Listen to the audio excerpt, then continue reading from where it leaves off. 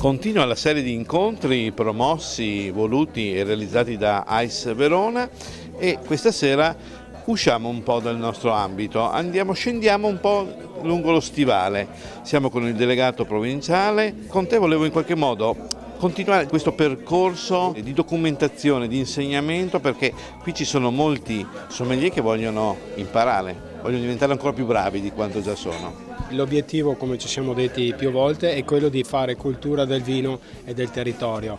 È per questo che cerchiamo di organizzare degli incontri anche con relatori del calibro come Francesco, che ci danno la possibilità di avere una visione che è anche al di fuori della visione classica di AIS e quindi ci permette indubbiamente di arricchirci.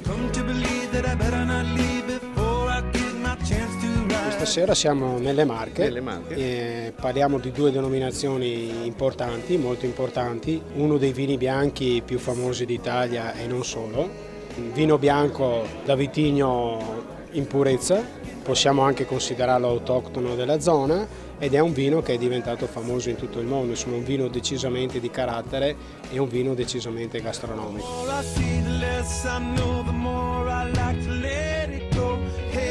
Paolo, tu hai chiamato, come dicevi, uno dei massimi esperti. Sì. Siamo con Francesco Falcone. Esatto. Ce lo presenti brevemente? Certo, Francesco è indubbiamente uno scrittore, un degustatore, ma è un grande comunicatore di vino. Ha uno stile tutto suo. Io non ci siamo mai incontrati, ma insomma un po' ho letto, lo vedo in giro, ha uno stile tutto suo perché ha una comunicazione che potremmo definire quasi emozionale. Se ognuno di noi si prende 10 minuti e legge un po' le descrizioni del vino che fa Francesco, sono un buon testo perché ci danno la possibilità di avere un approccio, una visione completamente diversa, di raccontare il vino tramite le sensazioni che non sono esattamente le sensazioni del vino, ma sono le emozioni che il vino crea.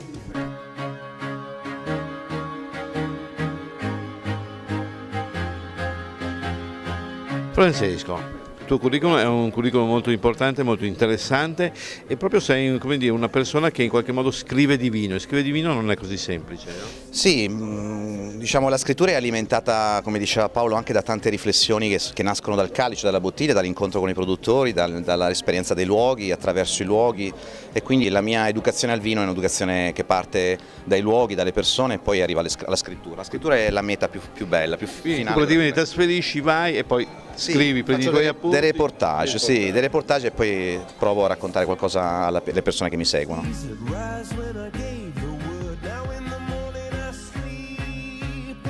Alle nostre spalle vediamo Castelli di Jesi e Matera, sono le due denominazioni che in qualche modo interpretano il verdicchio, no? Sì, esclusive del verdicchio, che è un'uva interessantissima, stasera ne parleremo un bel po', versatile, piena di personalità diverse, di carismi diversi e quindi ci divertiremo e cambia, come dire, sostanzialmente tra Matelica e Jesi. Matelica è una valle chiusa al mare, quindi un po' più fredda, i vini sono un po' più, come dire, rigidi, laddove invece il vino jesino, quello più verso il mare, ha una predisposizione più al calore, al sole, ai colori gialli.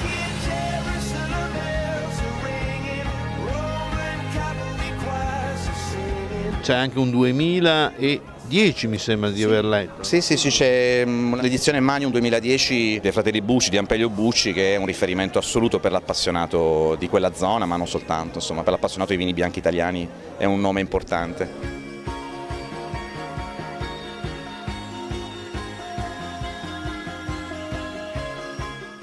Io voglio stare seduto perché per me la degustazione si fa seduta. Sì, per me il vino sta a tavola, stare in piedi è, come dire, qualcosa di performante, da performer, che mi appartiene un po' meno. Per me è una chiacchierata tra amici, anche se siamo in 90, però rimarrà quella. Sì, devo stare a mio agio, quindi soprattutto quando bevo il vino devo stare seduto. Questa cosa è molto particolare ma anche molto bella, cosa dici Paolo?